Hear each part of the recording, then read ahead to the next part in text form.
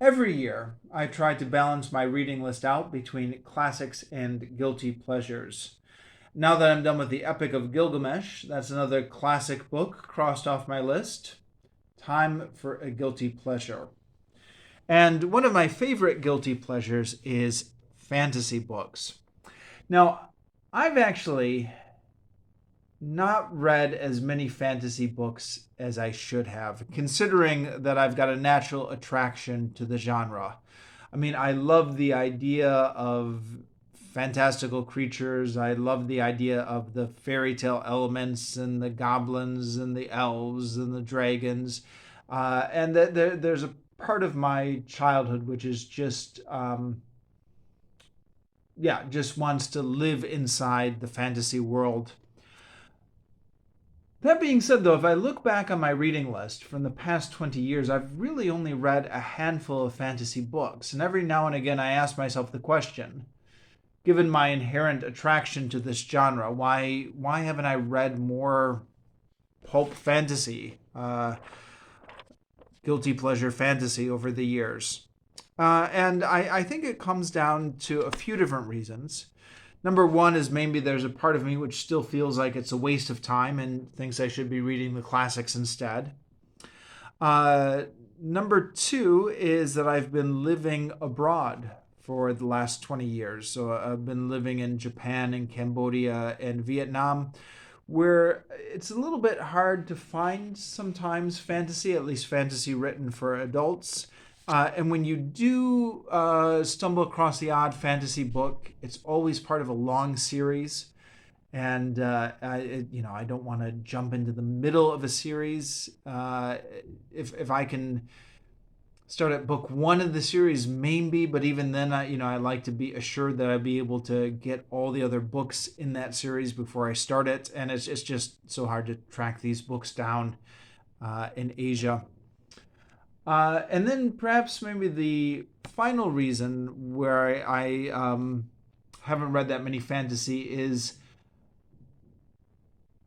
I think I'm more attracted by the idea of fantasy than I am actually reading through it. So my imagination is inspired by looking at fantasy paintings, the type you used to see in hippie shops where there's this view of this castle on a waterfall or this magical forest or something like that. But when it comes to actually getting through the whole book, sometimes I will lose interest halfway through the books. The characters in a lot of fantasy are flat. The books, as Steve Donahue pointed out in one of his videos on the seven sins of fantasy, it tends to be racialist. So goblins always act in a certain way just because they're goblins. Elves always act like this just because they're elves. That doesn't always have a lot of three-dimensional characters in them. And maybe once I get past the initial thrill of the world building, actually spending time with characters in a lot of these fantasy worlds is something that tends to bore me. I don't know. Maybe I'm making excuses for myself.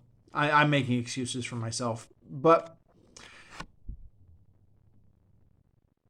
every so often I'll come across a fantasy book and I'll really just want to get into that world. And I saw this book in the library and it just, it looks like just your standard mass market fantasy book. But it reminded me that I've long regretted that I haven't read more fantasy over the years.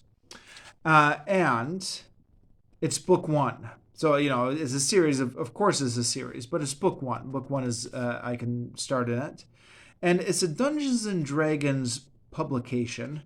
And in fact, we go to the title page. We've got Wizard, which is a company I think that owns Dungeons and Dragons, protecting its copyright here. So, a little bit of a corporate merchandising here, but at the same time, Dungeons and Dragons is Well, Dungeons and Dragons is another thing that I've never really gotten into, but it seems like the kind of thing that would be right up my alley. And perhaps in another lifetime in a parallel universe, perhaps I became a huge Dungeons and Dragons geek. Uh, I mean, I can definitely see the appeal of it. I just never got into it. But I've long been meaning to explore the publishing industry associated with Dungeons and Dragons, the books. And I have a few friends from back in school who got into it and have been telling me about these books. So I decided to get this out of the library and give it a try. Now, turns out, actually, that this book one here is a little bit deceiving because it's book one of The Way of the Drow, but this is actually just one story arc in a much longer series, the Legend of Drizzt series. So I've looked this up on Wikipedia, and it's a long-running series, and they get you every time, fantasy. It's so hard to start at the beginning of the series. You just never seem to. Well, yeah.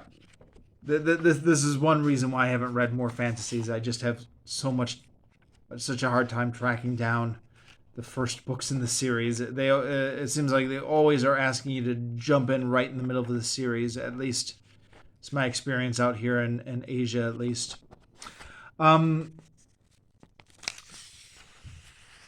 So I've already read the first 20 pages of this while I was at work today before I got around to filming the video.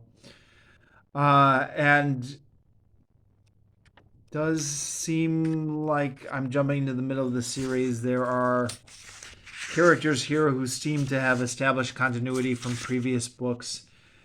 There are a whole bunch of creatures mentioned, like illithids, which I had to Google. Oh yeah, and drow, which I had to Google.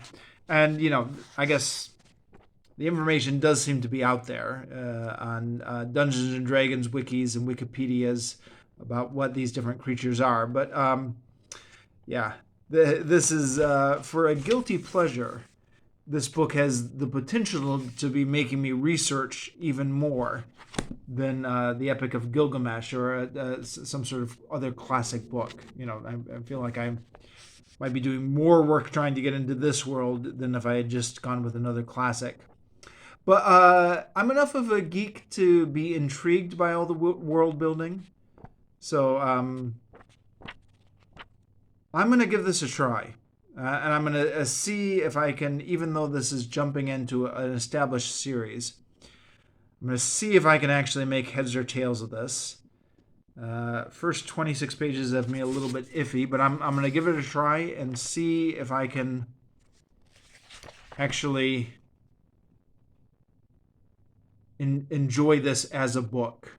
Now, for better or for worse, my library only has this copy, this book in this series.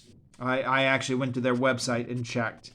But this is the only book they have in this series. I don't know why they just started with this one book in this series. I guess maybe because it was out in bookstores and easy to get a hold of.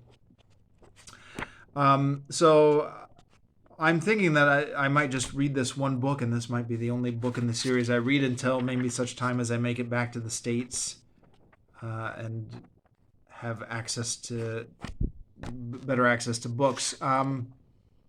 So yeah, we'll see how it goes. But yeah, if it ends up being too confusing jumping into the middle of the series, I'll just bail on this book and add it to my DNF list for this year.